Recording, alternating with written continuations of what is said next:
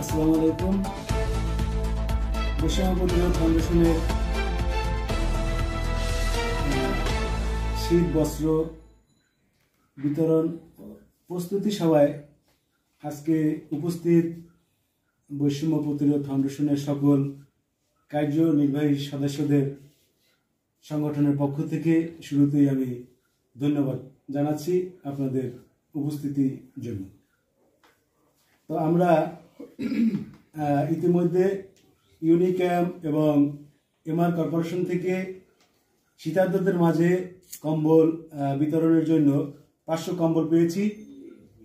তো 500 কম্বল পর্যায়ক্রমে আমরা রাজধানীর বিভিন্ন জায়গায় এবং কিছু কিছু জেলা আমরা নির্ধারণ করেছি, সেই সকল জেলায় কম্বল আমরা পর্যায়ক্রমে পাঠাবো। তো আমরা 20 তারিখে আমাদের সংগঠনের উদ্যোগে আনুষ্ঠানিকভাবে প্রেস ক্লাব থেকে আমরা উদ্বোধন করব। উদ্বোধনী অনুষ্ঠানে প্রধান অতিথি হিসেবে থাকবেন এবং সম্মতি জ্ঞাপন করেছেন যে সে উদ্বোধন করবেন বিএনপির চেয়ারপারসনের উপদেষ্টা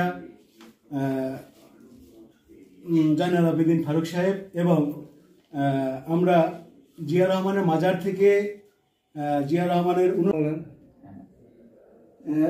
ইউনিক্যাম্প এর পক্ষ থেকে আমরা বৈষম্য প্রতিরোধ ফাউন্ডেশন 500 কম্বল আজকে বুঝিয়ে পাইছি এবং আমরা আগামী 2-1 দিনের ভিতরে প্রেস ক্লাবের সামনে থেকে